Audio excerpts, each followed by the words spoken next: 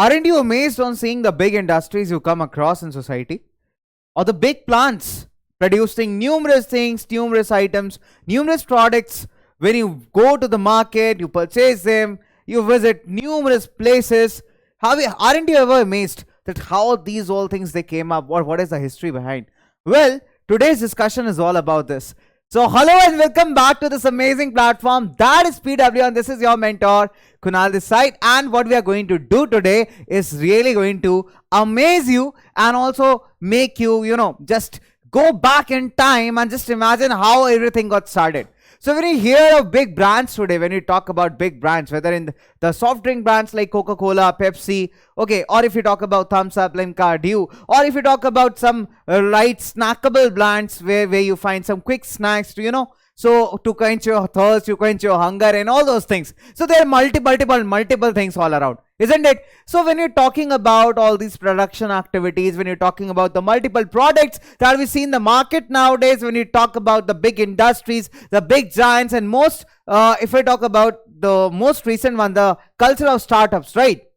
So all these things, they have a great history behind them, right? So we say that Rome was not built in a day, and the saying stands true. Because when we look back in time and we talk about how these industries came up, we see that just before the time of industrialization, there also used to exist a huge network of small factories, cottage industries that made up huge number of demands of the market, right? So let's get started with what we are going to do today. So before beginning with anything, why not let's have a quick look over how to just go about. So let's have a quick look, very quick look. Let's quickly have a look over what we are going to do. So basically, when you're talking about the day schedule, like what all we are going to discuss in this class, first of all, I want you to mark your presence in the comment section, because that is a virtual connect between me and you. So whenever I end up my class, whenever there's a video posted on the channel, and I straight away just go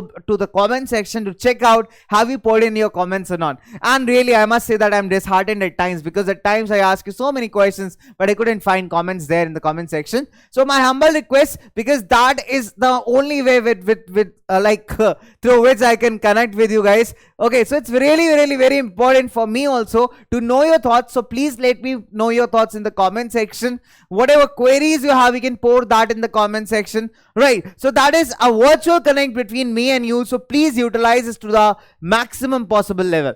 Now, so what we are going to discuss in the day today, we're talking about proto-industrialization. We'll talk about the pace of industrial change, the peculiarities of the industrial growth, and the market for the goods. So these are the multiple things, and believe me, the most interesting part of this entire chapter is the last subtopic, that is market for the goods, because here we'll be talking about the different kinds of advertisement. Have you ever been influenced by any kind of advertisement? Have you ever been? I wanted to know that has there been an instant when you have been, you can say, influenced or motivated to purchase something, to buy something just because you have seen a particular advertisement, right? So have you been motivated at any point of instant? You can tell me that in the comment section, because every nowadays we see advertisements of lots and lots of things being promoted on the television, through you can say the print media, through newspapers, articles and all. So there are multiple things that the companies try to, they tend to promote in the most innovative fashion, in the most innovative way. So when we talk about this entire scenario, that how these concepts of advertisements came into play, how these things they started coming into the society and coming into the minds of the people, or you can say in simple terms how this brand hammering and brand image stabilization started. So all these things, they have a clear back history. Okay, so let's start with our discussion by discussing these two images, right? So number one, if you talk about this image, you can see there's a girl kind of figure, and at the backdrop of that girl we can see lots and lots of machineries. So basically, when you talk about this particular print, so that is titled as Dawn of the Century, published by E.T. Paul Music Company back in 1900. So this basically depicts the kind of transformations that the society was undergoing, and the kind of industrial transformations that we can see in the society, because here we can see that there are lots and lots of machines in the background. Apart from that, we see one more print here. Okay, so here the print shows two magicians. So this was published back in Inland Printers in 26 Jan 1901, right? So what do we see here? We see here the two magicians. The first is from the Orient. Now Orient, let's be very particular with this word Orient. So at times it is asked in the examination that what does the word Orient stands for, right? So basically Orient here stands for the areas that are to the east of Mediterranean region. So basically referring to Asia. So people of the Western countries, they considered Asia to be a region that is very, very primitive, that is very, very old and very, very mysterious. So the people belonging to Asia are like, somewhat, they should always be doubt upon. So that is the kind of image that Europeans had for Asians in their minds. Now, so we see two magicians. One is being depicted as Aladdin. So Aladdin is using his magical powers and mysterious powers in order to transform something into a palace-like structure. And on the contrary, we see a magician who's transforming the world with his skills, with his technology, building bridges, buildings, and if we talk about big, you can say waterways, ships and all. So here we can see the contrast between the two magicians, or you can say the two different ideologies that Europeans are possessing at the moment. So they considered the Asians to be very much primitive, and on the contrary, they felt that Europeans are much advanced and they are the real magicians who are actually developing the societies and who are actually constructing the societies, right? So they see a stark difference between the two. Now, so I was talking about an era that existed even before industrialization arrived in England. So if we talk about industrialization, like the question is, when did it actually arrive in England? So we see that the history date back to 1750s, right? So that was the time when actually industrialization arrived in England. So before even industrialization was there, there was one more thing, and that is called as proto-industrialization. Proto-industrialization, the term here stands for something prior to the main event. When you're talking about proto, so prototype of anything is a form that is prior to the main event, right? Suppose if I'm designing a machinery, I must have made a prerequisite, or you can say that a blueprint of that particular machinery, or a prototype of that machinery. So based upon which I can improve that prototype and finally, manufacture or invent an altogether a good one, right? Or a good machine. So basically, when you're talking about industrialization, that's a whole process. So proto-industrialization was that time period where this entire industrial process was getting constructed and transforming into something big. So here also, in this era also, the phase that existed even before the factories began in England. So when you talk about the factories beginning in England, we can date back this to 1750s. However, by 1800s, it boomed a lot in England, right? So basically, it's an era that was even before this. Apart from that, what do we know about this era? That there was large-scale industrial production for international market, and that was not based upon factories. So what do we mean when we say factories? So factories are like one single unit where you do everything. I mean, where you bring in the raw materials, you process them, you produce a final product, and then you make it ready to be shipped into the market so that the consumers can consume it. So that particular finishing center, that complete center, is called as a factory, okay, or a very simple producing unit, or simple terms you can call it as factory only, right? Now, when you're talking about a proto-industrial time, so these were large, there was large scale industrial production, and people, they produced for their selling in the international market. However, the concept of factories was not very common in those times. Now, if you talk about the 17th century, right, if we talk about the 17th century and the 18th century, then we'll see that the merchants from Europe, they moved to the countryside. Now, countryside here stands for the village areas, right? So what happens, the merchants from the Europe and nearby areas, basically the towns and cities, so they moved to the village side. They supplied money to the peasants or the farmers and the artisans, I mean the people who are producing the different products, right? So they supplied money to them and requested them to produce for an international market. So basically, let's try to just break down this into very simple terms. Number one, when you're talking about proto-industrialization, we are definitely referring to a period before the industrialization phase. Second important point, what do we know about this? We know that there was a huge scale, large scale industrial production, but that was generally not performed in the factories. Then, so how it was done then? So basically, it was moreover contractual in nature. The big merchants from European towns and cities, they moved to the countryside or the village side. They found few peasants or farmers and few artisans who are skilled in their own jobs, and gave them advance money or some kind of investment in order to produce for the international market. So that is how the system worked out. Now, merchants were restricted to expand their production within the towns. Now, why was this possible?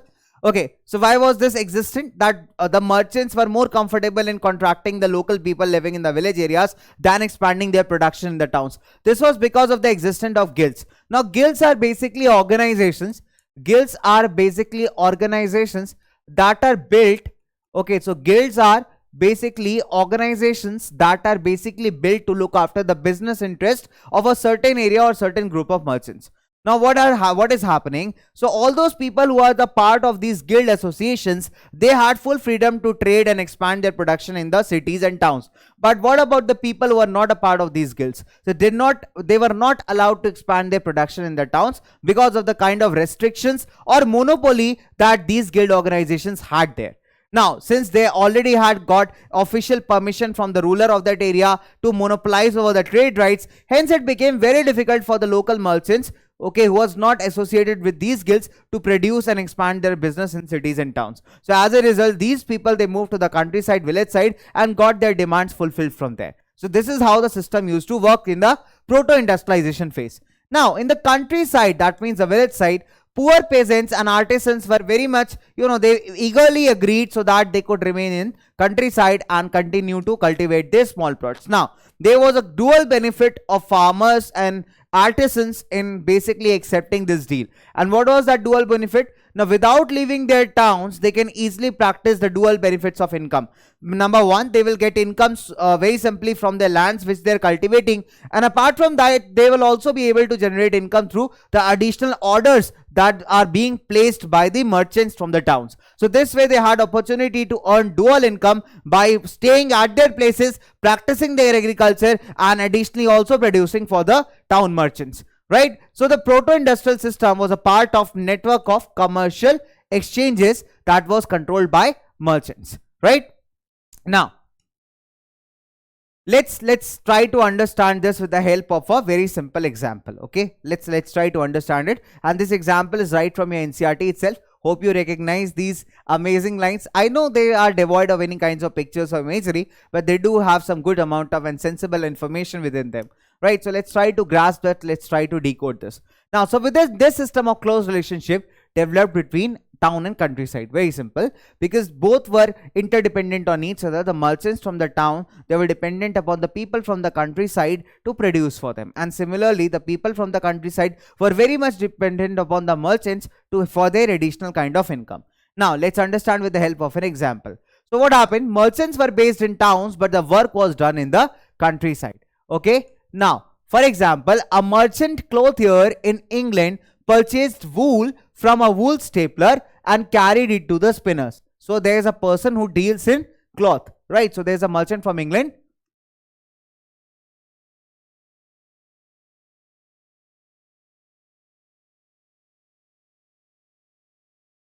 Merchant clothier from England. So what he has done is he's purchased wool from a wool stapler.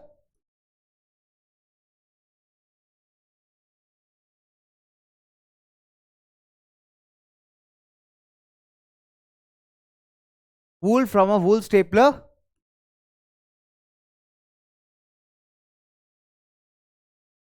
Right? Now, and then what he is doing? He's carrying that particular wool to the spinner so that it can be spun into a yarn or a thread. Right? And that again, after that, that thread will be taken to the weavers, and then weavers will weave it into a final fabric. So there are stages of production, you see. Right? So first, the merchant clothier is purchasing wool from a wool stapler, then carried it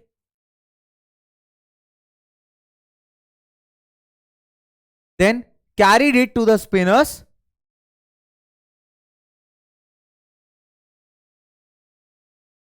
Now these spinners are going to produce the yarn.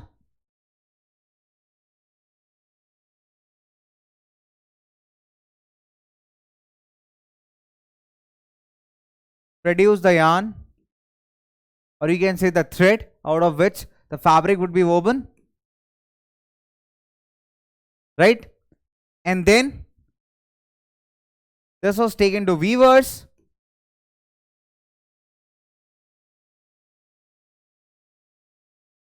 Pullers, and then to dyers. Dyers for finally printing and coloring the wool fabric. Right?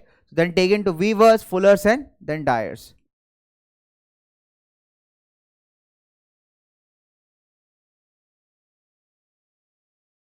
fullers and dyers. And finally, the finishing of the product, the finishing touches of the product was done in London. The final product was finally it was produced out in London. So you can see that there are subsequent stages through which a particular product is going. First, the merchant clothier is buying certain amount of wool from a stapler. Then that wool goes to spinners, and they spin it into the yarn or a thread. Then it finally goes to the weavers who finally weave it into a fabric, and then it goes to dyers for coloring that fabric, for designing that fabric, and finally finishing it in London, right? So what happens? The finishing was done in London before the export merchant sold it in the international market. And then let's talk about finishing was done in London, and then it was exported to international market.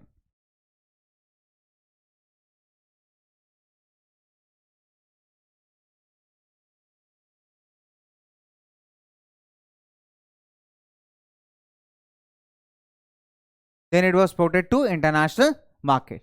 So London in fact came to be known as a finishing center. Finishing means where we are giving the final you can say the final shape and size to the product, the final touches to the product. So basically that was carried out in London. So how the process goes about? So basically what we are doing is, here a merchant is like purchasing wool from a wool stapler, carrying it to the spinners, who's finally spinning it into a thread. Then further it is carried to weavers and fullers, and then to dyers for like coloring and designing it. And after that finally the final touches are given in London. So in the meanwhile you can say that London became a finishing center. Now the question here arises that what is a stapler and a fuller, right? So, or who is a stapler and a fuller? So basically a stapler is a person who sorts the wool according to its fiber. So stapler is that person who basically sorts. Sorts means separates the wool according to the quality of the fiber. Then fuller is a person who gathers the cloth by pleating. Pleating means, that means by making out plates, by separating it out, or arranging it in a certain pattern, right? And carding is the process in which fibers like cotton or wool are prepared prior to spinning. So before it can be spun into a thread, so these fibers are prepared, these fibers are sorted and made and basically transformed into a form from where it is easy to spin it into a thread or a yarn. So that particular process is called as carding. So these are three important terms, three very, very important terms from your NCERTs itself that you need to go through, right? So stapler, fuller and your carding. Now moving on further, the coming of the factories. So when you talk about the different factories, right? So there is a certain time period, so a certain criteria by which we come to know that factories they came into play. Like back in 1730s, the earliest factories in England, they were set up, but in the late 18th century, the number of factories multiplied. So basically, if we talk about the earliest factories, they came in England by 1730s, but it was not till 18th century that their number increased. So cotton was the first symbol of the new era. This is very important, very, very important. Make a note of it. Make a note of it right here, right now, right? That the question is like this, that which was the symbol of the new era? So cotton was the symbol of the new era, right? Its production boomed in the late 19th century. If you talk about the first half of the 19th century, it was dominated by the cotton producing industries or the cotton textiles, and the later half of the century was dominated by iron and steel, right? So basically when you're talking about which is the symbol of a new era, that was cotton. Now let's move forward. So if the question is who created the first cotton mill, the answer is Richard Arkwright, right? So Richard Arkwright was the person who created the first cotton mill. So he was the person who created the first cotton mill. So what he did, he basically purchased some very costly machines, put them all at one place, and he managed out all the different processes of production of a textile under one simple route. Okay, and that too managing it all in a proper segment or all in a proper stages. So basically if we talk about who perfected, or you can say who opened the first cotton mill, so that was Richard Arkwright. Now, it's back in 1760, Britain was importing 2.5 million pounds of raw cotton to feed its cotton industry. And by 1787, you can see that this import rose to 22 million pounds. So like by 1760, Britain was importing round about 2.5 million pounds of raw cotton to feed the cotton textile industries in Britain. And post that, if you talk about the figures back in 1787, the figures increased to 22 million pounds. Now, so basically the question arises that the industrial change that was happening very rapidly in the European continent and globally, what were the factors behind that? So we'll try to grasp into the factors. We'll try to just dig into the factors one by one. Number one, the most dynamic industries in Britain were cotton and metals. Right, number one, if we talk about the most dynamic ones. Most dynamic industries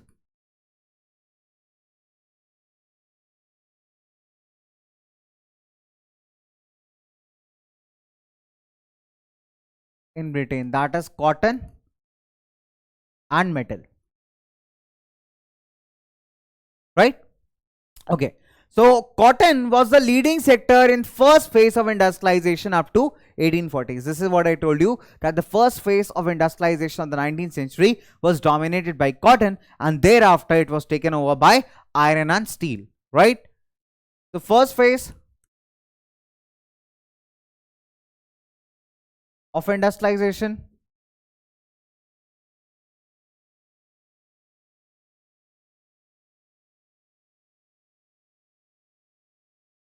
dominated by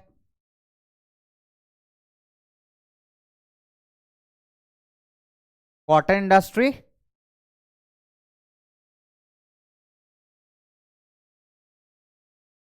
and later phase dominated by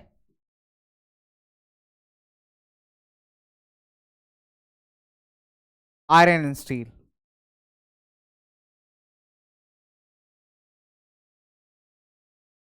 Right? Now, so with the expansion of railways back in 1840s and in the colonies from 1860s onwards, you remember the first train that was operated in India between Mumbai and Thane back in 1853 for a total track length of 34 kilometers. So we see that the railways expanded in England from 1840s and those in the colonies from 1860s. So definitely the demand for iron and steel is going to increase. So by 1873, Britain was exporting iron and steel about 77 million pounds, right? That is double the value of its cotton export. So we see that with the expansion in railways, the demand for iron and steel also expanded.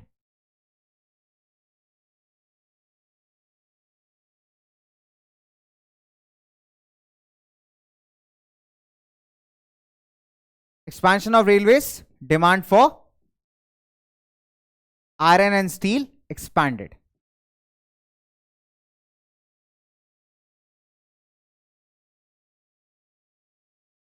Okay, now, so this is again a very important factor. So what do we learn here? Number one, we learn two important points from this. Number one, we come to know that for the first phase of the industrial revolution, cotton was the most dominating industry. But if we talk about the second phase, then iron and steel led the way. And there were certain reasons behind that. If we see the expansion of railways that expanded back in Britain back in 1840s, and if we talk about that in colonies, so it expanded from 1860s onwards, right? So this demand for increase in expansion of the railways was also rising the demand for export of iron and steel. And as a result, we see that by 1873, Britain was exporting iron and steel worth 77 million pounds. That was double the value of its cotton export. So these, we can say that if someone asks you which were the two dominating industries in the industrialization period from like 1800s to 1900s, so basically your answer should be cotton and iron and steel. So these were the two dominating industries. Point number second, the new industries could not easily displace the traditional ones. Now this is again a very interesting point. It might be there, sometimes it might come to our mind that since industrial revolution is happening at a great pace, it might be very much possible that these new industries might displace the old traditional ones or the old ones. But the scenario here is altogether very different. So the new industries could not easily displace the old ones. Even if we see at the end of 19th century, less than 20% of the total workforce or total population was employed in technically advanced industrial sectors.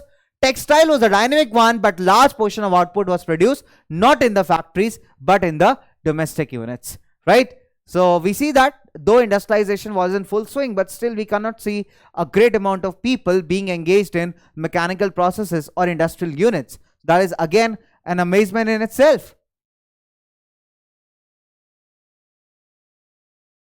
New industries could not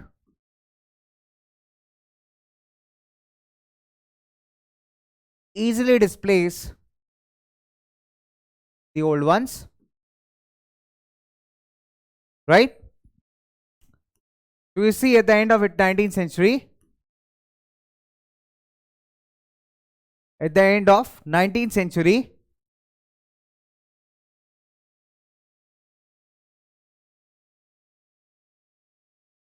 less than 20% of total workforce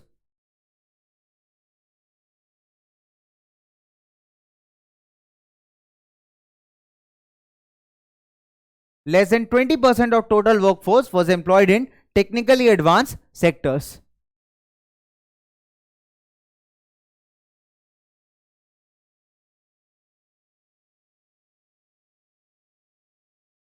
Was employed in technologically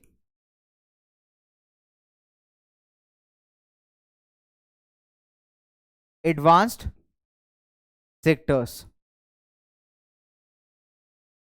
right? So we see the large portion of the output was not produced within the factories but in the domestic units. So that production in the countryside or in domestic units was still continuing despite the introduction of big factories in the industrial revolution. Third and most important point, the pace of change in traditional industries was not set by steam powered cotton or metal industries, but they did not remain stagnant either. Very simple. So if we talk about the traditional industries, they were not stagnant.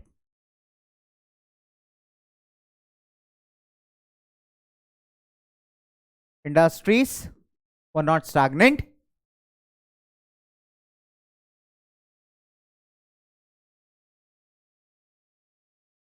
Right? So we see that some of the other kind of small and ordinary inventions always kept up the pace of these traditional industries going on. So despite there were certain technological advancements there present in the factories, for example, let's take the instance of the steam engines, but despite the steam engines being present, their usage was very much limited. There are certain reasons behind that, we'll come to know about that. So we see that there were still small and ordinary inventions that somewhat the other way promoted the growth in these traditional units as well. Right, for example, food processing, building, pottery. So these kind of industries, they were not very much mechanized, but still they had the demand alive.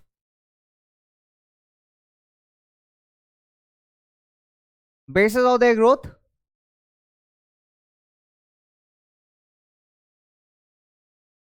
that was small, unordinary innovations.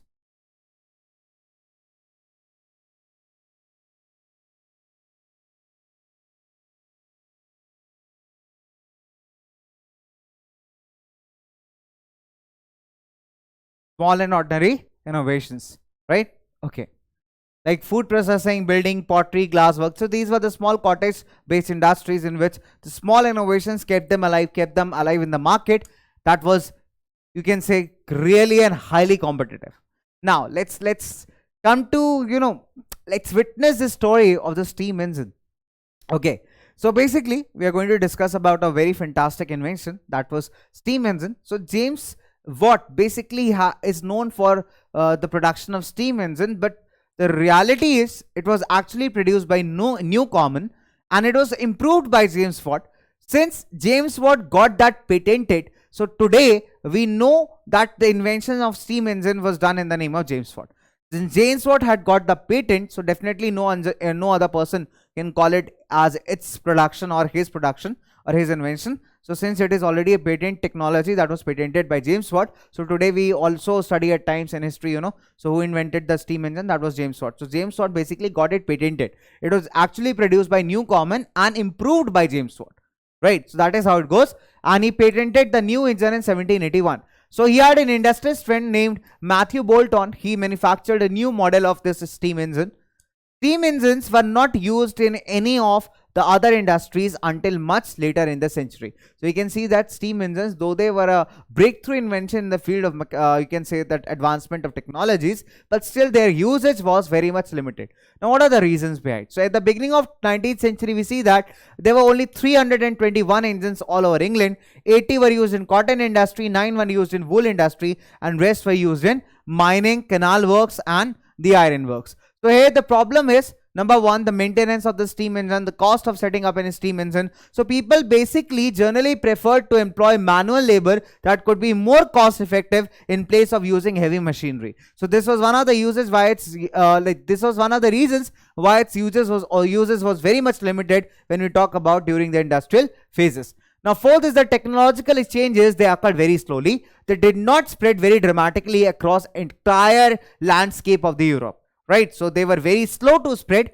Like, new technology was very expensive, and merchants and industrialists were very much cautious about using it. So what happened? Machines, they often broke down, they wanted repair, they wanted maintenance, and that was really a costly affair. So it was more difficult to maintain a machine than purchasing it. So definitely the industrialists and the merchants, they preferred human labor over the mechanical labor. So this is what makes it more interesting, right? Okay, so for that is technological. Slow technological changes.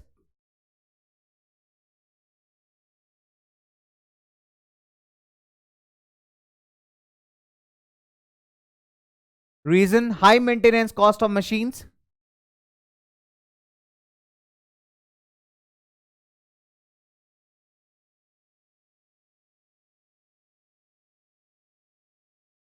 High maintenance cost of machines.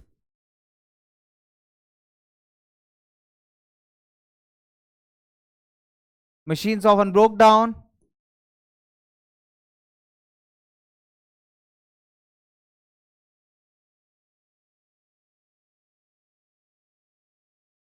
Right, so machines often broke down. Repair was costly comparatively.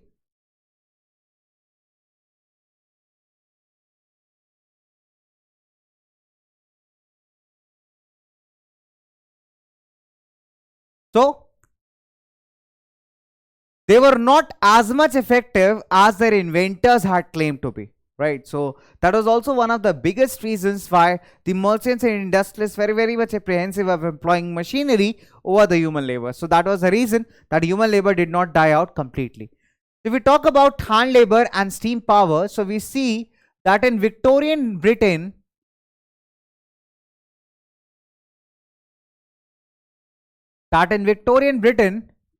there was no labor shortage.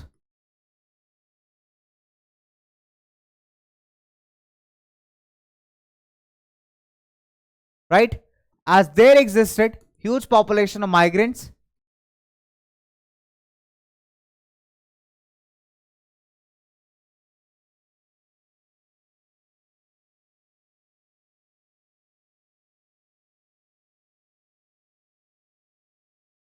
Huge population of migrants available. So we see that in Victorian Britain there was no labor shortage.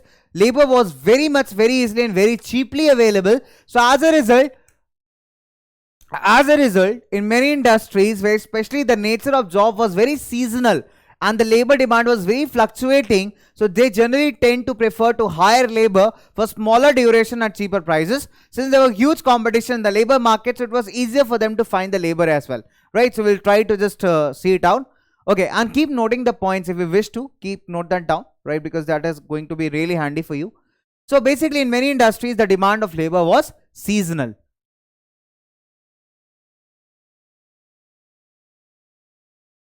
Of labor was seasonal.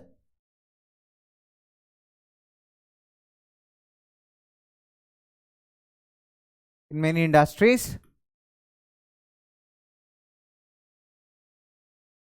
Right, for example, if we take the case of gas works and breweries, so breweries and gas works generally had more demand during the cold months because people, they do consume liquor in order to prevent themselves from cold at times, you know, in very extreme and harsh geographical conditions.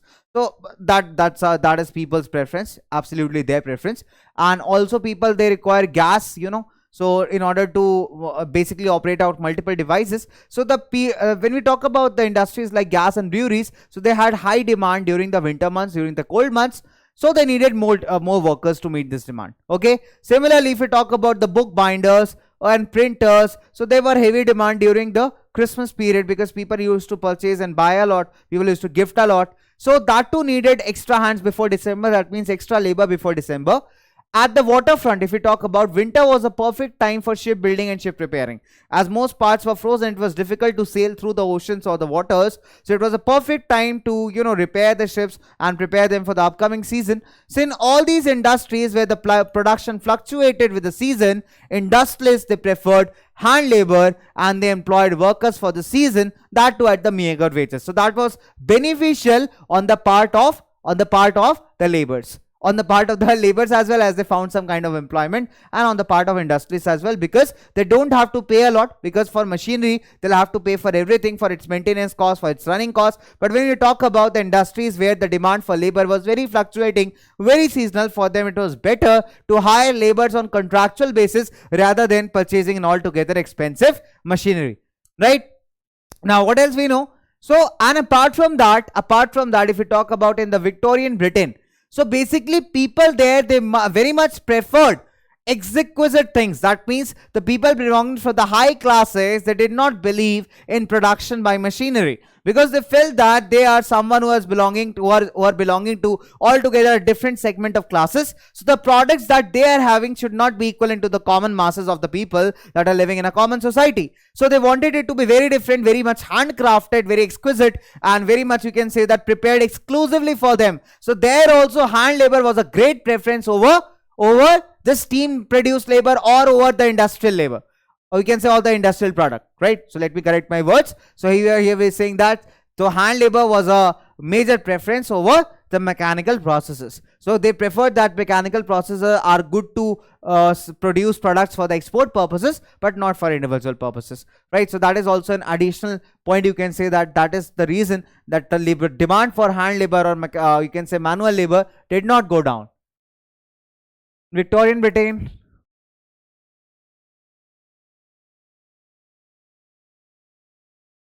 In Victorian Britain, the aristocrats and the bourgeois, means the rich middle classes,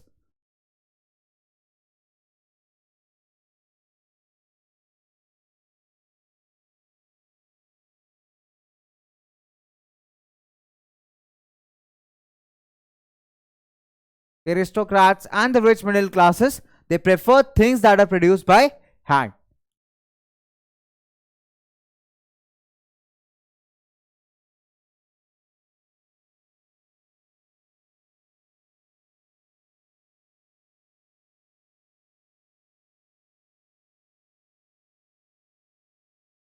Prefer things produced by hand, and that is the reason behind this was handmade products symbolize refinement and class, and they were better finished, individually produced, very much carefully designed according to the taste of the person who has ordered the same, and machine made goods were better to export for the colonies, right? So this symbolized refinement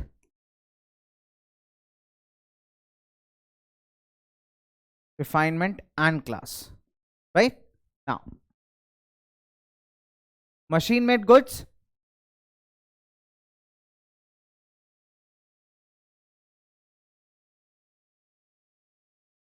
they were exported to the colonies.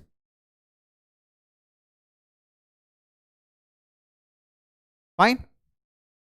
So that's why we can say that the demand for hand labor still did not subside, still did not decrease, despite the coming of the machinery and the changing pace of the industrial revolution. Okay, now let's move further.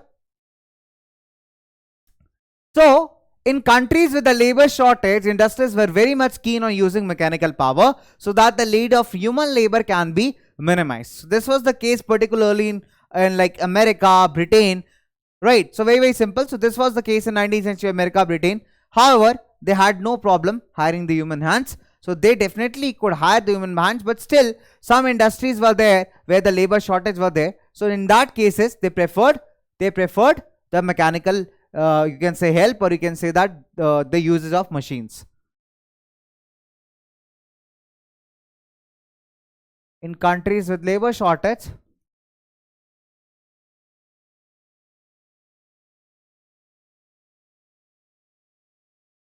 machinery was preferred.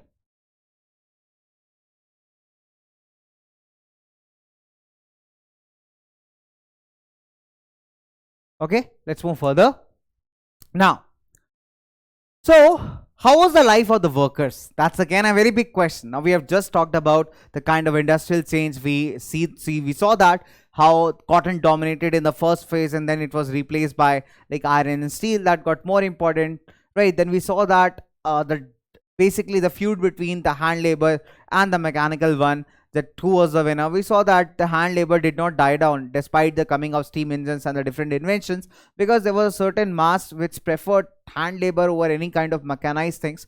And apart from that also we see that there are industries whose production was very much fluctuated with respect to the seasons, and in such industries the demands are very much seasonal in nature, right? So we see these are all the different kinds of, you can say that all the different kinds of peculiarities you can witness in the prototype. And after that, now apart from that, let's discuss about the life of the workers. Definitely they are an integral part of this entire system, whether we are talking about the proto-industrialization or we are talking about the industrial changes. So the life of the workers were very much impacted about with respect to the different processes that were going on in the country, that were going across the continents, and that were so you can say that these demands and supply basically we can always say that these factors that affected the demand and supply, this also affected their employment, their lives, their incomes. So let's quickly get an insight into it.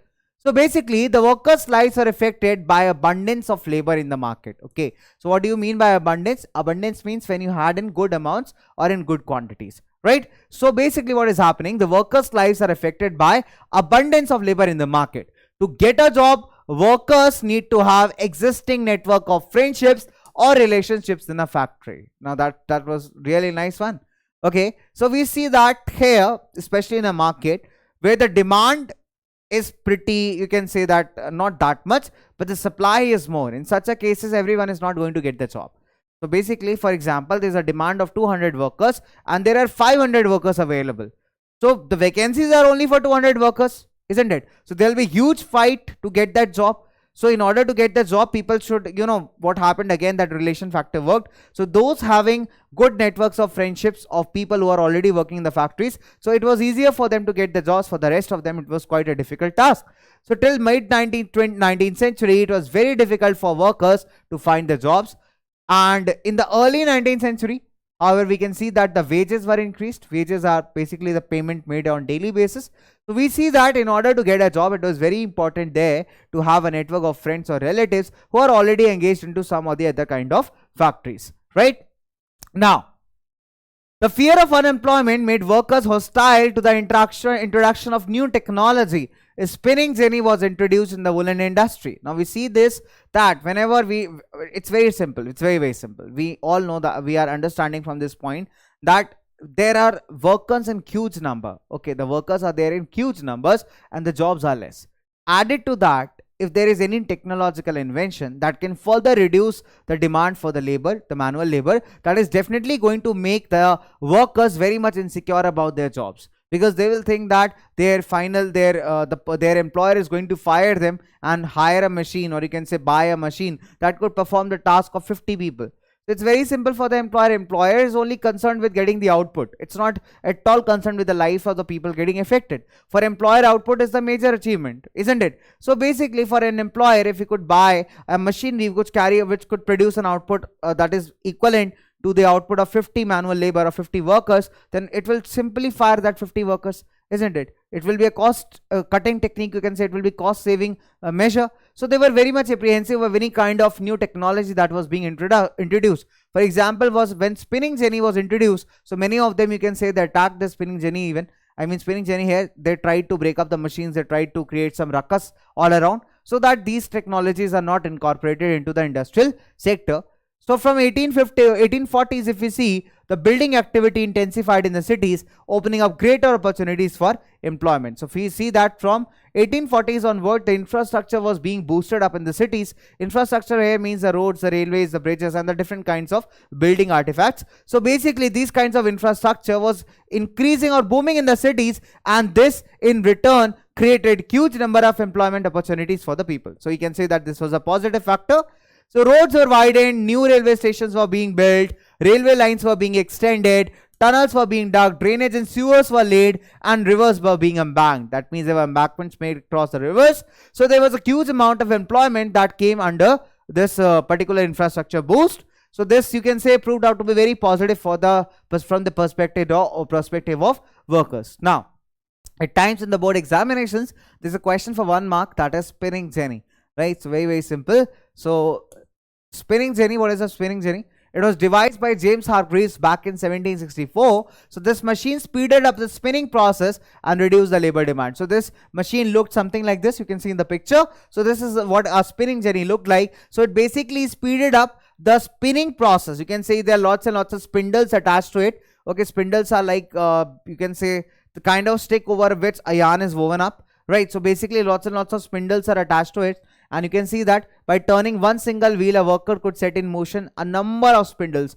So basically when you turn this wheel, lots of spindles will start winding up with the fabric or the thread. So at one point of time, you can produce a huge number of yarns or a huge number of threads. So these spinning jenny, you can say that introduction of the spinning jenny considerably reduced the labor demand. So the question in the board exams is basically that who invented the spinning jenny. It was James Hargreaves back in 1764, or they can also ask you that what is a spinning jenny. So basically it's a machinery. Okay, by turning one single wheel, here the worker could set in a great number of spindles in motion at one point of time, thereby increasing the rate of production. Okay, now let's move further. Okay, so let's talk about the age of the Indian textiles. Now we have talked a lot about Britain, and we have talked a lot about the different kind of industrial revolutions and the different kinds of changes that we came across in the society. So we started from the prototype, we came across the industrial changes, we saw the different factors impacting it, we saw the different technological you can say inventions in the form of steam engine, in the form of spinning jenny. Now let's turn our head towards India. Let's try to find out that what was going on in India. Okay, what about the Indian textiles, what about the Indian products, what about India all in all. So basically in India, silk and cotton goods, it dominated the international market in textiles, right, before the age of machine industries. Like when you talk about the proto period, so that particular point of time, Indian cotton and Indian silk was very much in demand in the international markets, and there was a huge amount of export from India with respect to silk and cotton.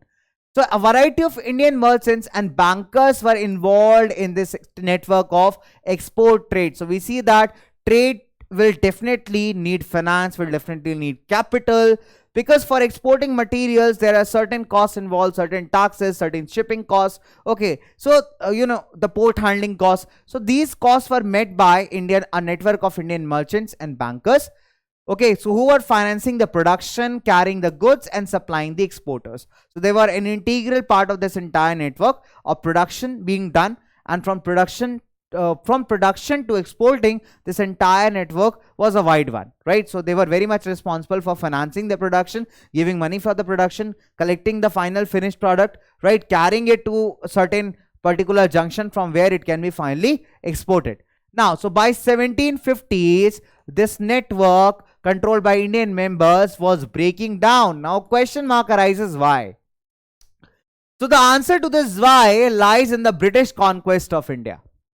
We see that from 17th, 18th century onwards, Europeans had already started pouring in India you can say under the guise of, or under the disguise of, maintaining friendly trade relations with India and the Indian rulers.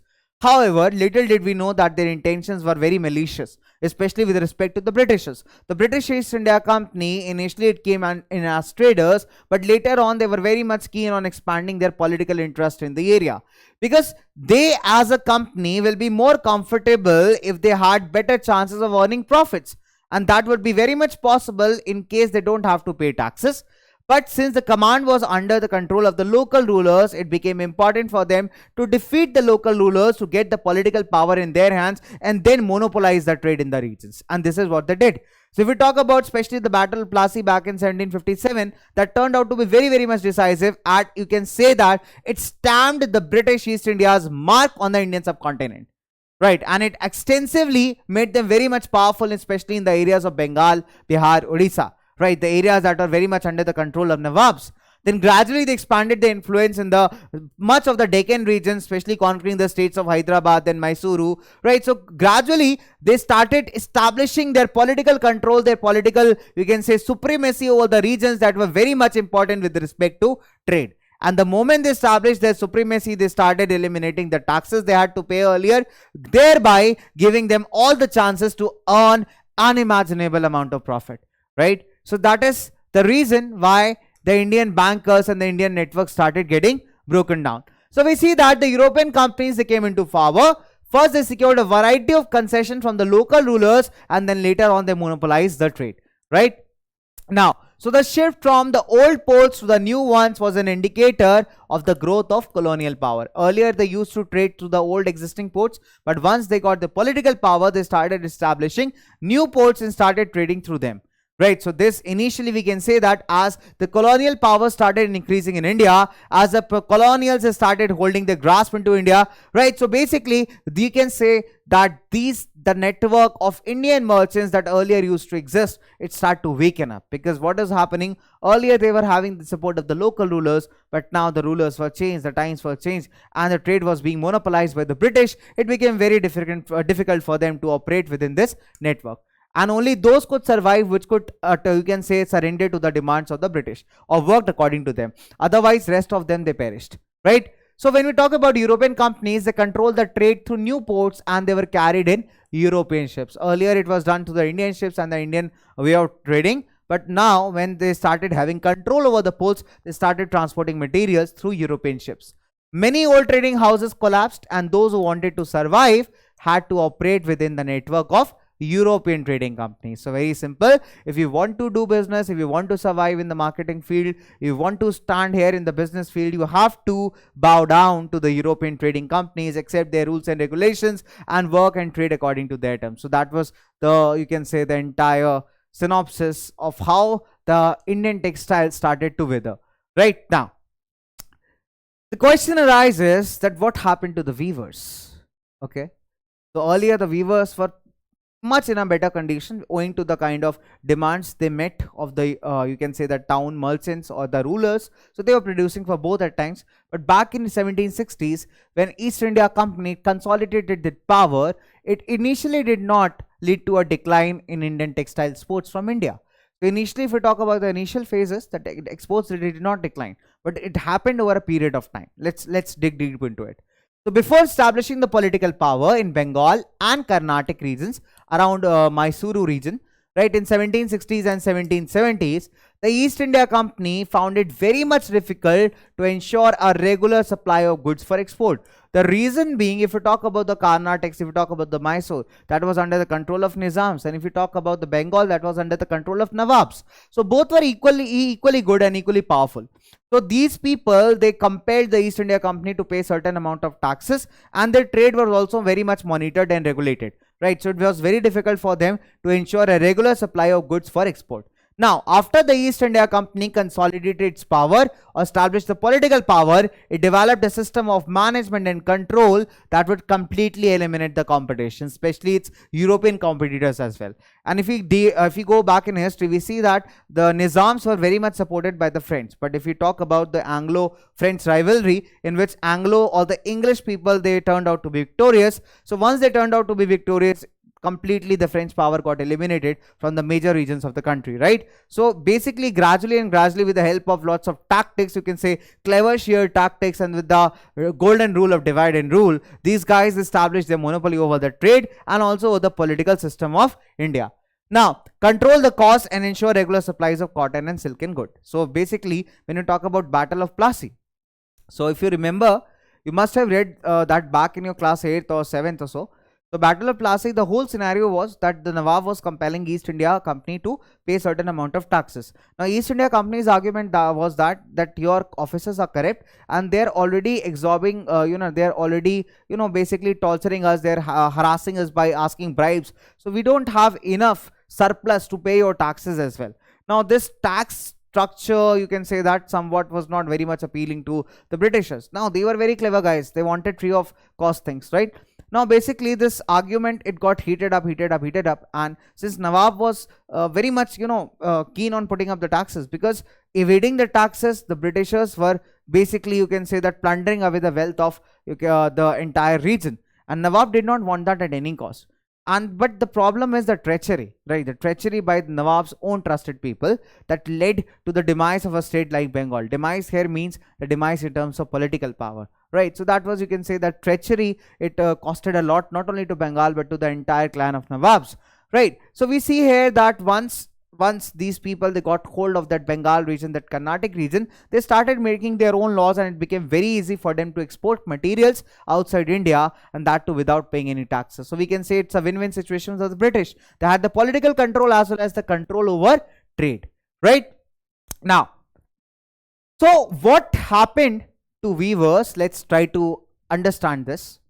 So how did the Britishers, they tried to monopolize the trade? Number one, they eliminated the existing traders and brokers that were connected with cloth trade and established more direct control over the weavers. Okay, so by preventing the company weavers from dealing with the other buyers. So what they did was very simple. Let me tell you this ninja technique that was followed by the Britishers. They knew that Indian weavers are pretty much innocent, isn't it?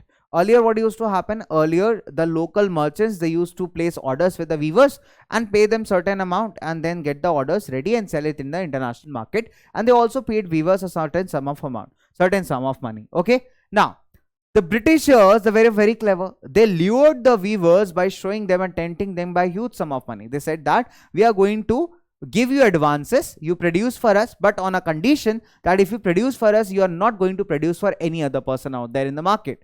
Now the point here is, weavers, in a hope of getting advances and improving their finances or improving their condition, they agreed to this demand of the British. Now there is a big glitch here. Why? I'll tell you why. Because when they entered into a contract with the British, they were bounded to sell the product only to the Britishers or the European trading companies. Now, these companies, they were very much clever.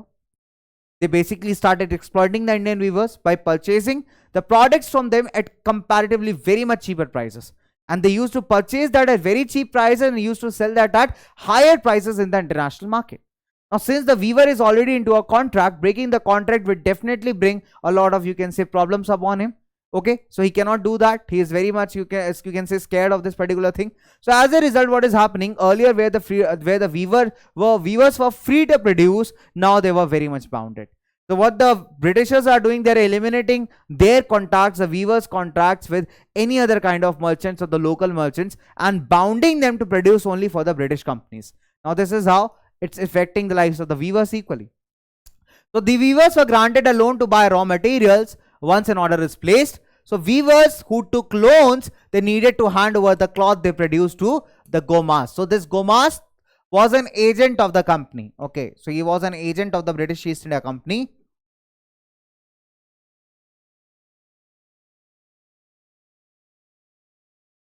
British East India Company. Okay. So weaving was a tedious task. It required the labor of the entire family, including the children and the women, and they all were engaged in the different stages of the cloth production. Now, let us see here. Earlier, if we talk about the earlier days, the supply merchants had a close relationship with the weavers. With the new Gomas, they were generally the outsiders that had no social links with the village. If we talk about the earlier merchants, some of them, they belonged from the nearby towns or they visited villages very frequently. So they had a close, good and friendly relationship with the weavers. And so the trade was carried out in a very harmonious and a very gentle form. Okay, and that too in honest forms as well. But when you talk about these Gomas, these agents of the British companies, they were very much outsiders. They had no links, no relationships with the villagers. At times, we also see that there had been feud between Gomas and the villagers and the weavers. And sometimes this feud had turned out to be very, very violent. Now these Gomas, they started torturing these weavers if the demand was not fulfilled on time, if they are asking for a better prices. So these were the kinds of harsh conditions that the weavers were undergoing, right? So we see that there was a considerable amount of change that we see in types of weaving technologies, the pattern of weaving and the pattern of demand being fulfilled. Now, there was a guy called Henry Petullo. He said the demand for Indian textiles can never go down in international market.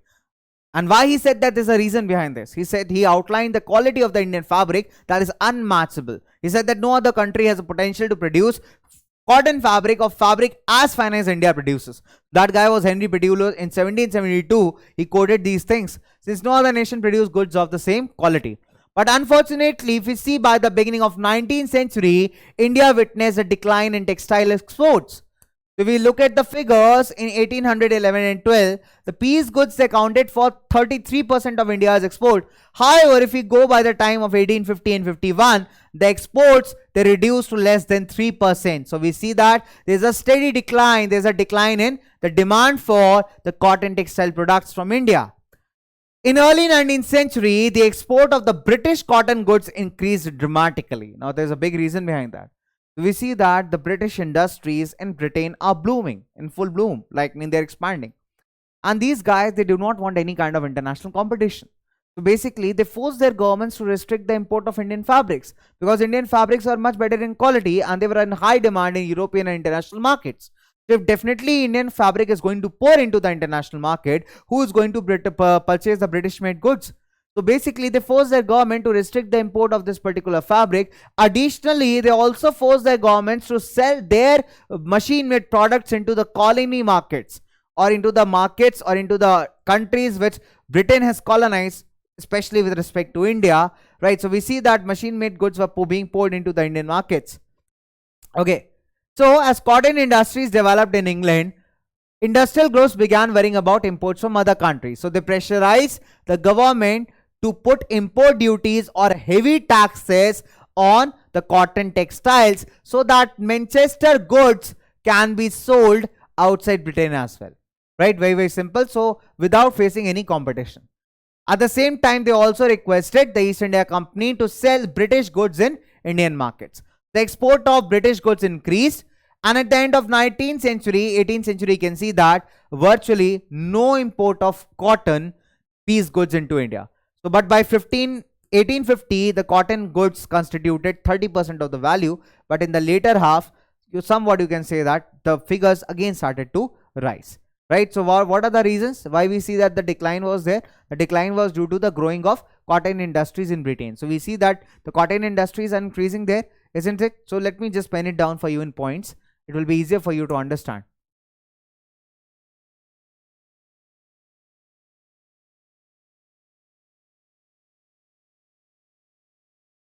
Cotton industries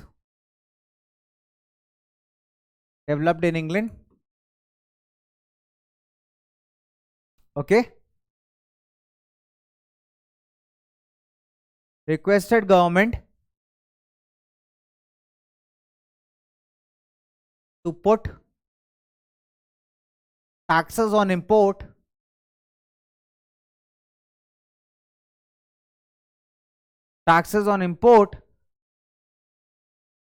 of cotton textiles from other countries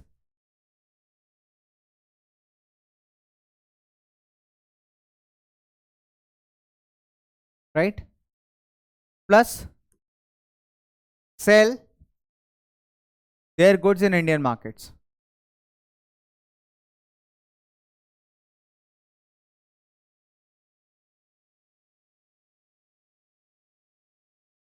Their goods in Indian markets, right? So that was the major reason behind the kind of decline that was Indian exports were facing at that moment. Now, let's move further. Okay, so at the end of 18th century, there had been virtually no import of cotton piece goods into India. But by 1850, certainly we can say that the number started increasing.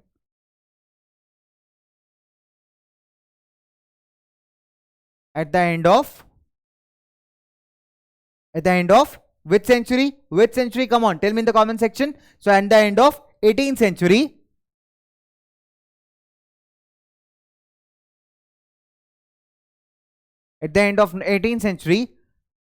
virtually no import of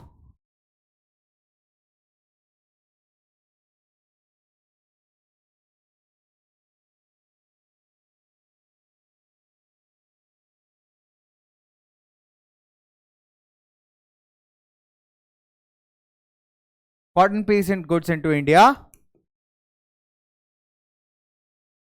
But if you talk about these imports increased by 1850, they increased to 31%, and by 1870s, the figure was over 50%.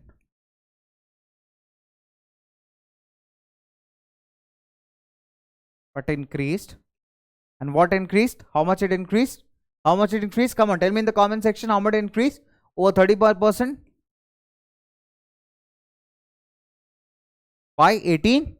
By 1850. And greater than 50% by 1870s.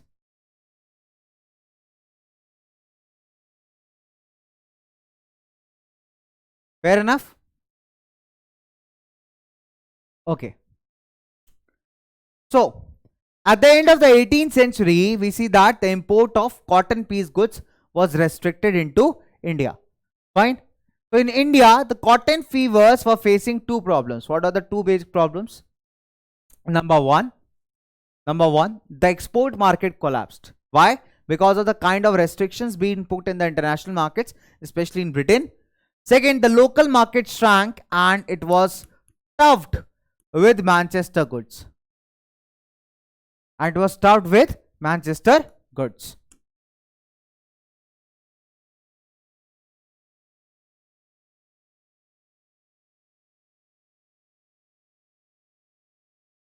Okay? Or Manchester imports or Manchester goods. So what is happening here? The products from Manchester, the products from British markets were now started, they were not flowing into the Indian markets. And since these British made goods were comparatively cheaper, as they produced in large quantities and huge amounts, so generally it was more, can say that it was more convenient for the consumers in India to buy and use these goods. Isn't it? So there were many movements in India to oppose these kinds of goods, but they were very momentary because these goods were very much cheaper in comparison to the locally produced goods. Now, so by 1860s, the weavers, they again were facing a new problem. They could not get sufficient supply of raw cotton of good quality. And apart from that, when American Civil War broke out, the cotton supplies were cut from the US. Right, so Britain was having a good amount of cotton supply from US as well. So basically, when after the Civil War that broke out in America, the American supplies were automatically stopped. Right, so at such point of time, the British turned to India to fulfill their demands. So raw cotton exports from India increased. Okay, in order to feed the British cotton industries, it was very important to supply them with raw cotton. So raw cotton exports from India increased and the price of raw cotton shot up. Now you must be amazed that why did the price shot up? It's very simple. The demand is increasing. If the demand is increasing, the supply has to be matchable. If the supply is less, if the demand is increasing, the simple law of demand states that price is going to shoot up. Let's understand with this example. Suppose there are 20 buyers in the market who want apples. Okay, but the apples are sufficient only for only 10 people. Now definitely who's going to pay more price is definitely going to fetch that particular quantity of apples. So here the concept is very simple.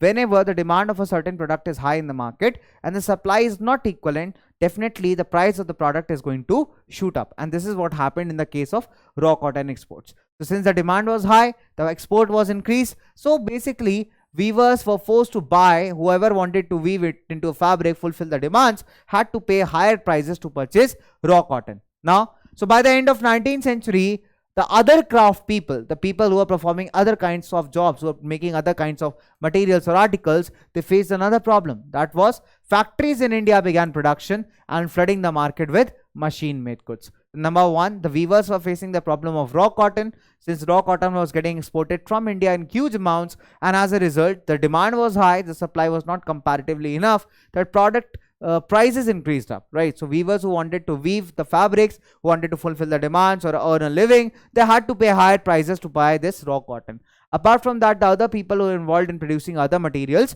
so they also were facing a similar problem. Since there were so many industries that started production in India, so the machine-made goods were comparatively cheaper to what they produced. And definitely consumers' perspective will always look for cheaper goods. And that is why the demand for the locally produced goods, you can say, it went down. Right? Now, let's try to understand this.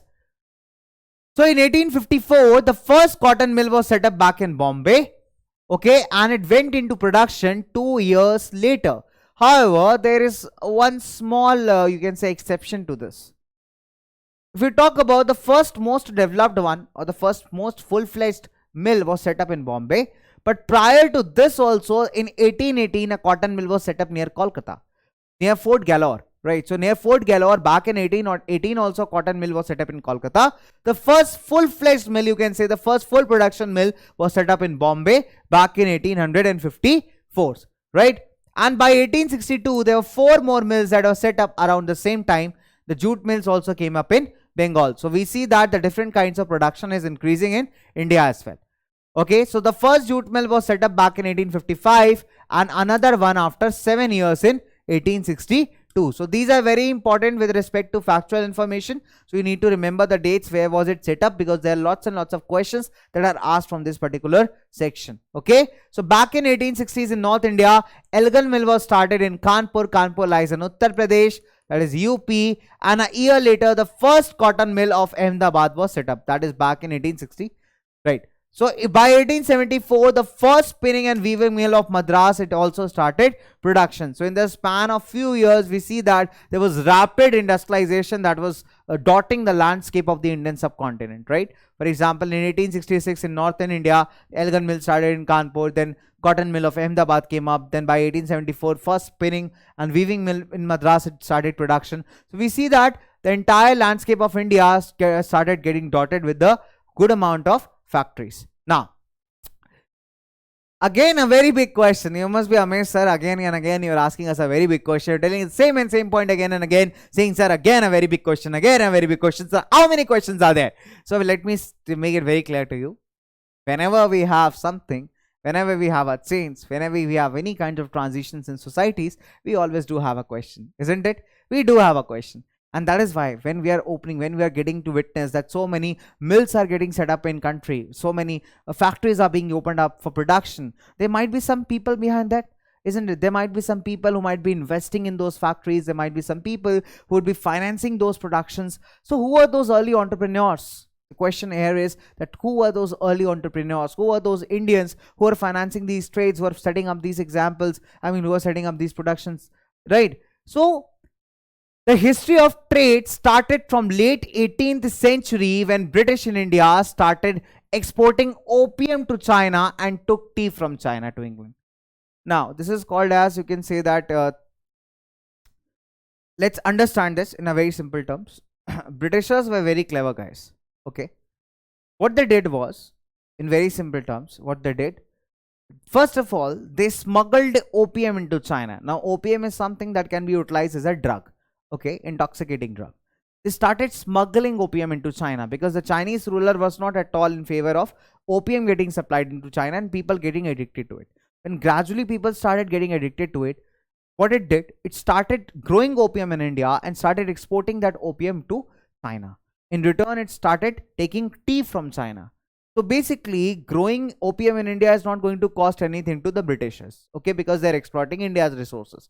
So this extra amount of income that it was gaining from this opium trade, the Britain used to use the amount of this particular income to settle up its debts and also pay the home charges. Now, what are the home charges?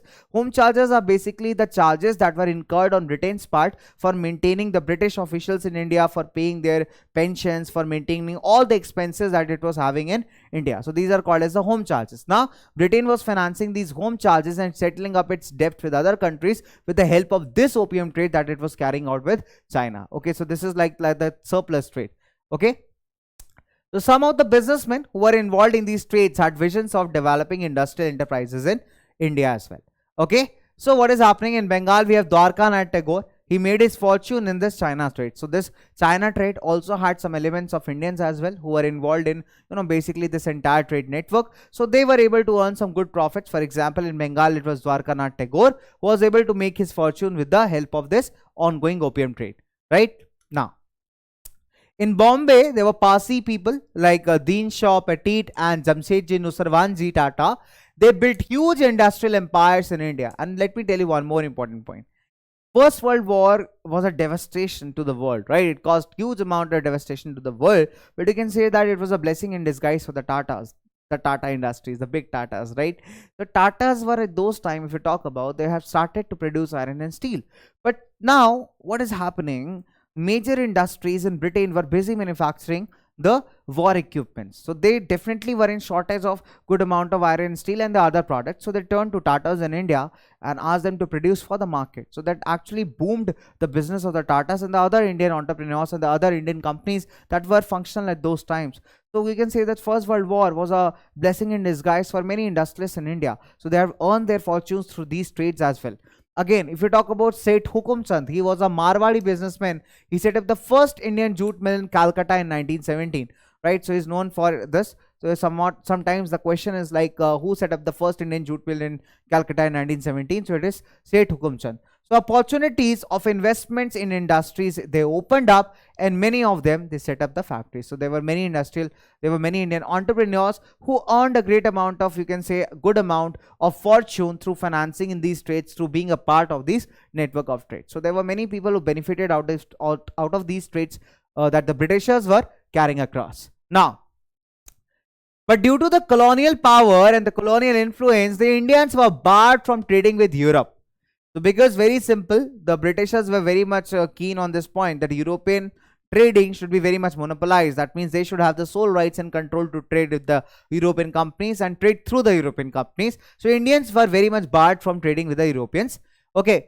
And Europe in manufactured goods and had to export mostly raw materials and food grains. Raw cotton, opium, wheat, indigo, as required by the British. So they were not allowed to manufacture or export the finished goods, right? So they were only required to export the raw materials, so that these raw materials can be utilized in the factories in Britain. Okay, and the final product or the finished products can be supplied to the colonial markets, right? Now, three of the biggest European managing agencies were Bird Hillers and Company, Andrew Yule and Jardine Skinner and Company, who mobilized capital. They set up the joint stock companies and again managed them. So these were the three big trading units or European managing agencies, right? So the Europeans did not want in any cause that Indians should get involved in any kind of management of trade, because they did not want to lose out that monopoly on trade. So they're very much particular. They had certain set of European managing agencies who used to monitor and maintain this monopoly over the trade. A few of the examples are, that is Bird Hillers and Company, Andrew Yule and Jardine Skinner and Company. So who were the people responsible for mobilizing capital, that is managing capital, transferring it from one point to another as per the requirements, and setting all the management agendas, right? Now, I have a question for you. I know it's a long journey. Okay. So the point is, my question is very simple. Who set up the first jute mill back in Calcutta in 1917? You have 10 seconds to answer the question, and comment section is all yours. Come on, go ahead and answer the question.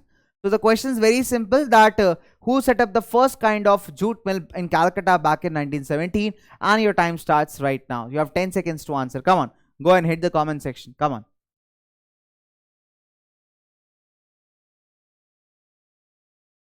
Okay, nice. Can you smell what the answer is coming? Yeah, I can smell the answers. So some of the people are absolute right. That said Hukumchand. Nice. That was a nice one. Okay, good. Give it up. Now, let's try to dig deeper into this. So as the factories started expanding, the demand for workers increased. It's very simple. If the factories are increasing, the production will boom. The demand for workers will definitely increase, because you need labor to perform it, isn't it? Now, most of the workers, they came from neighboring districts in search of work. If we talk about over 50%, so let's replace this work from come from. Okay, so over 50% of the workers in Bombay cotton industries in 1911, it came from the neighboring districts of Ratnagiri, right? So the neighboring districts of Ratnagiri, from there the major labor used to come to the Bombay mills. And similarly, if you talk about Kanpur, so Kanpur, there were certain adjoining districts that were very much in proximity of Kanpur. So basically the mills of Kanpur got most of their textile hands from the villages that were within the district of Kanpur. From the nearby villages, most of the laborers used to go to the Kanpur town and perform the labor there in the British factories. Okay, now as news of employment spread, the workers, they traveled great distances in hope of working in the mills, because everyone needs money at the end of the day. We perform labor just for sake of one monetary benefit, that is money. Simply at the end of the day, we all wish that we should get money for the kind of labor we have performed. So as the news of employment spread, as this news spread that more and more mills and factories are coming up, so people definitely migrated in search of work, in search of better employment to these cities, to these areas. Right, so basically the people were coming from the nearby district, the nearby villages, and flocking towards these industrial towns. So even after the demand for workers increased, getting jobs was really a difficult task. Again, that's a big problem. The demand for workers was increasing, but ultimately who is finally going to work, who is finally getting a job in the factory, that was again a difficult task. Now in such cases, the industrialists, they usually hired a person called as jobber. So this jobber guy used to recruit some people from his villages or from his acquaintances that he knew about, and gradually you can say this jobber helped them a lot to settle in the city, gave them payments in case they did not have the money. So ultimately this jobber became a man of importance, and gradually started seeking favors for his, for his service. You can say service in terms of getting people recruited to the hills, not to the hills, to the mills and factories. Okay, so this guy gradually started getting corrupt. So basically, seeking work were always more than jobs available.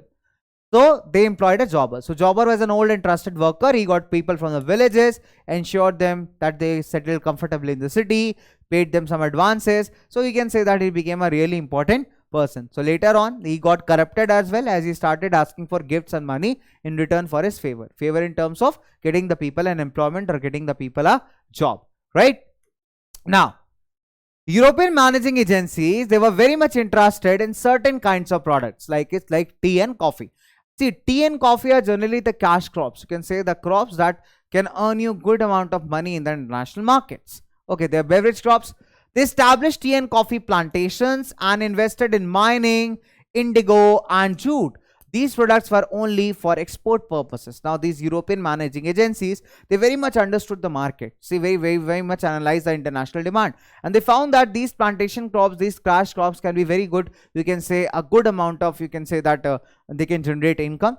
And therefore, they focused on production of these crops in plantations. What are plantations? So plantations are basically large areas of land over which a single crop is grown, right? And that crop is grown with an objective to sell in the market. So this is what they were doing. So in late 19th century, we see that the Indian businessmen, they started setting up industries. So the yarn that was produced in India, spinning mills, was used by handloom weavers in India or exported to China. So what they were doing, generally, they were moreover interested in producing the product for export purposes. So the yarn that was being produced in India, right, in the Indian spinning mills or used by the handloom weavers in India, so that is how it was carried out, or it was exported to China. So ultimately, end of the day, that they wanted was profit, right? Now, the pattern of industrialization was very much affected by a series of changes, right? Especially if we talk about the peculiarities of the industrial growth. So this industrial growth had to undergo certain amount of changes, and these changes were not only impacted by the market demand, but also impacted by the different kinds of political movements that came across the country, you can say, in the wake of this industrial change. Now, from 1906, Indian yarn exports to China declined since produced from the Chinese and Japanese mills flooded the Chinese market. Okay, number 1 point. Before that, if you see back in 1906, the Swadeshi movement, it gained a lot of support and nationalists started boycotting the foreign cloth. And apart from that, the Indian yarn exports, so whatever Indian yarns earlier they were getting exported to China, their demand declined. And why the demand declined? Because the mills in China and Japan were flooding the Chinese market with their products. So till the end of the First World War, that is back in 1914 to 1918, industrial growth was pretty much slow. The industrial growth was pretty much slow. So by the end of First World War, the industrial growth turned out to be slow. Now, if you talk about the war, this First World War completely changed the whole scenario, and Indian mills took advantage of the situation. So this is what I told you, that First World War was a blessing in disguise for many. Let's understand how it was. So they had a vast market to supply the war needs. So when we say that the countries go at war, war is a business. Terrorism is a business, war is a business. I'll tell you why.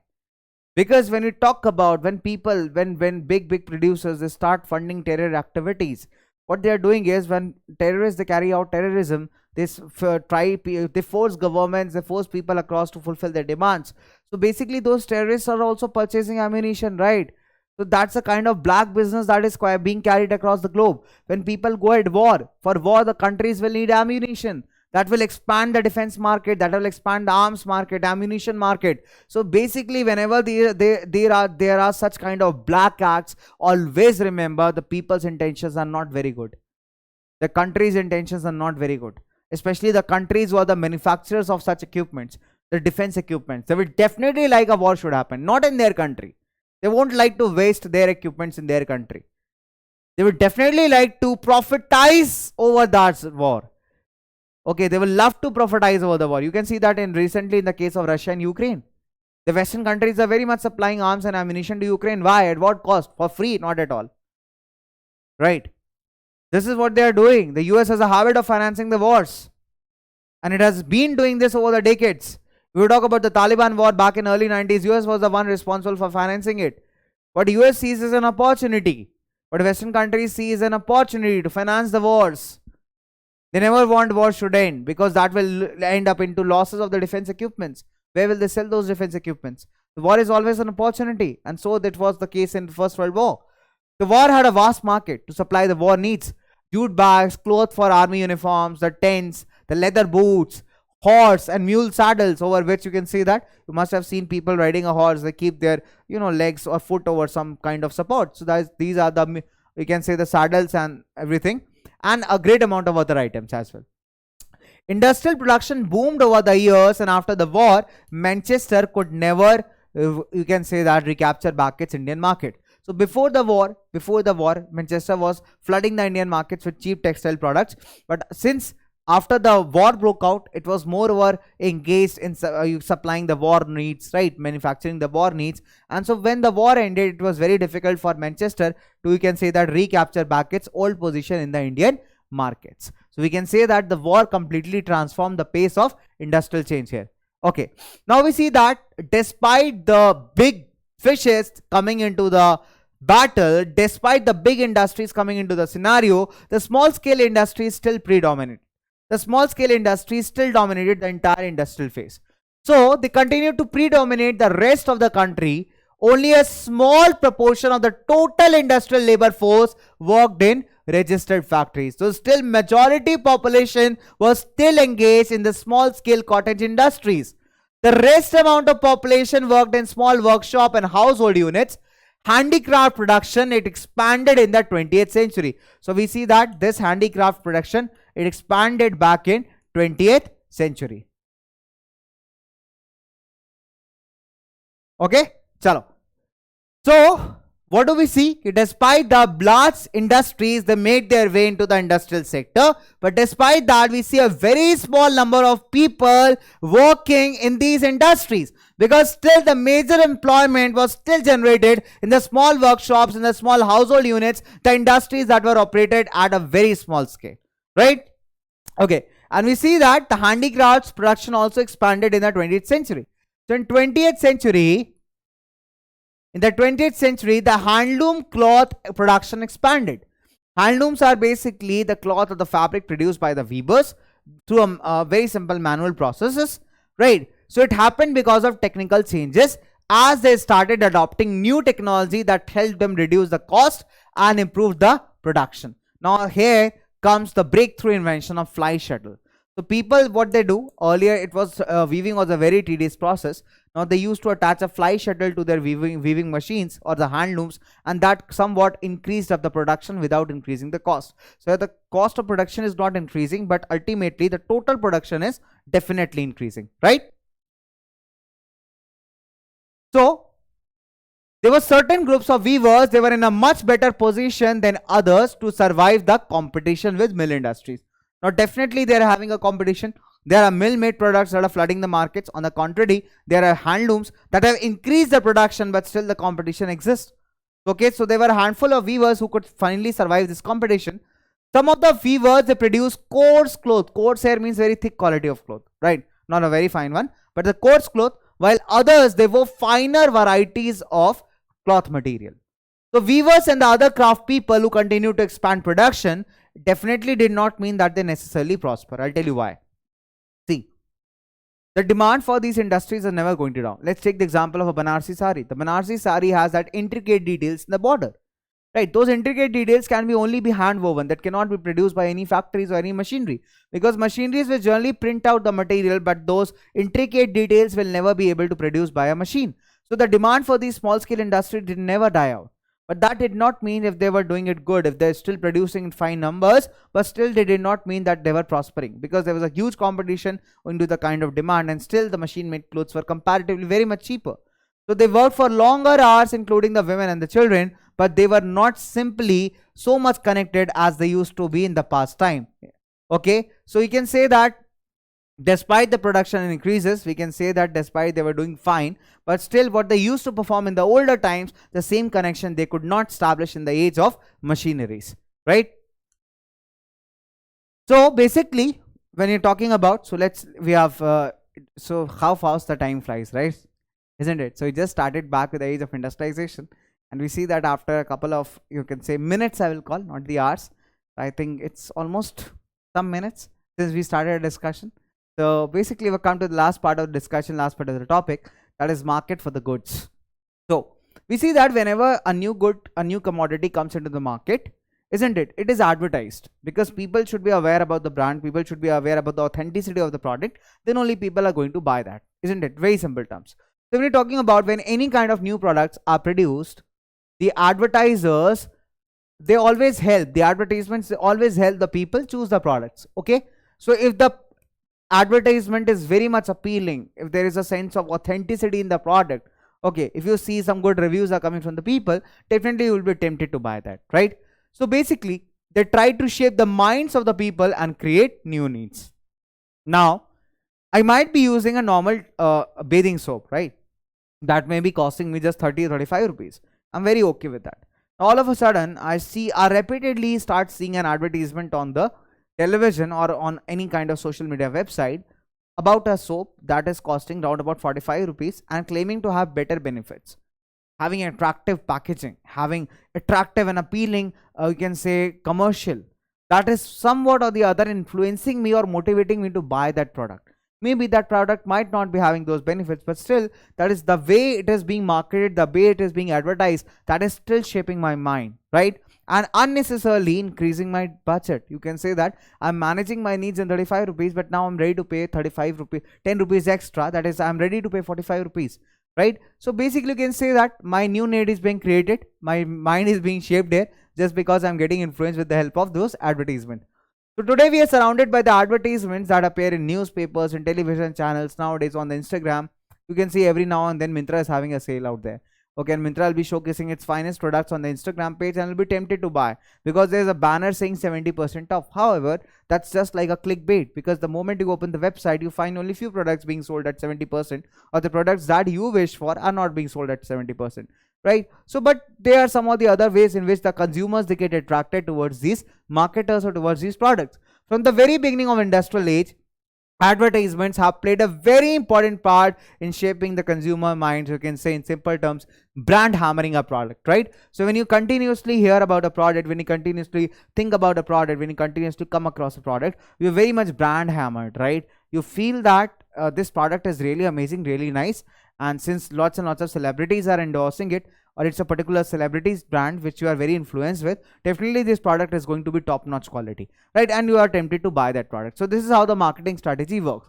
So Manchester Industrialists, it put labels on the cloth bundles to mark the quality, made in Manchester. Now made in Manchester itself gave a sense of pride to the consumer. Oh wow, it's an imported product. Even today in India, when people buy imported products, they feel it much pride, isn't it? So made in India and made in England will give different feeling. It's true. Even today in independent India, even today, if we talk about, we're very much fantasized with the thought of having an imported product. But imported product is nothing. They are sourcing the raw materials from your country and selling it back to you at a higher prices. So that's the whole gimmick all around in the market. So some of the labels were made with images and beautifully crafted, just to make that appeal to the consumer, to make them feel confident about the quality and authenticity of the product, right? In fact, Images of Indian gods and goddesses appeared on these labels. So people were very much religious. They knew how to market it. They knew that the images of gods and goddesses are definitely going to appeal to the Indian people. They feel the product is very genuine. So such kind of marketing strategies were implemented. Printing calendars were started by manufacturers to popularize their products. So in these calendars, you can see the figures of gods and goddesses were there along with the products being displayed. So these calendars used to be a part of our home, right? Earlier, if I talk about still back 10, 15 years back. And there might be lots and lots of, especially during the new years, we see that people, they distribute calendars. In fact, a shopkeeper nearby your house also must be distributing calendars. Now calendars are very handy to keep the dates, right? And we all utilize it. So very simple. Along with the calendars, each time we see a date in the calendar, we will also see that advertisement of that particular person. So that brand is going to register in our minds, and next time we are going to purchase any product of that category, definitely we can ask for that brand. So that is how the marketing strategy worked out, right? So later the advertisements, they became a vehicle of the nationalist message of Swadeshi as well, because there were many advertisements that appealed to the people to buy Indian made products and discard the foreign made products. I'll show you some examples. So here we see, you can see that the image of Lord Krishna or Balakrishna being made here on the advertisements of Woodward's gripe water. You all must have consumed this gripe water, because babies are generally given this kind of water. It keeps them healthy. It is considered like this. Even I add it in my smaller times. Okay, when I was still a baby, but now it's not the case. I cannot have this gripe water. Apart from that, you can see such kind of advertisements were very much common, where Indian idols, you can say that Indian gods and goddesses are portrayed on the products in order to appeal the Indian consumers, in order to make them feel that they are buying something really important.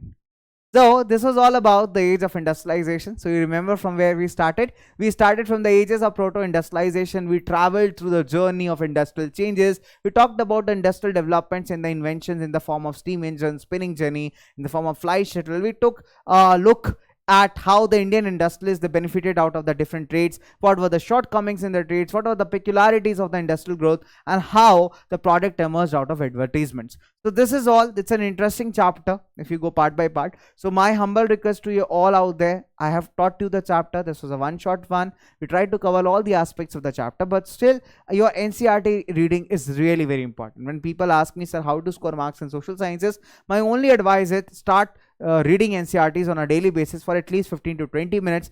Make points out of paragraph, make small questions out of it. Try teaching yourself, right? Try teaching yourself. Whenever you're explaining out something to an imaginary student, to an imaginary person, you will start to learn and grasp notes better. See, anyone can give you out notes, but until and unless you prepare your own notes, no one is going to help you out.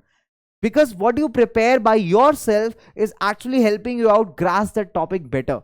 You are reading it, you are digging deep into it, then you are preparing your own hand notes. Your own notes are always the best notes compared to any books out there.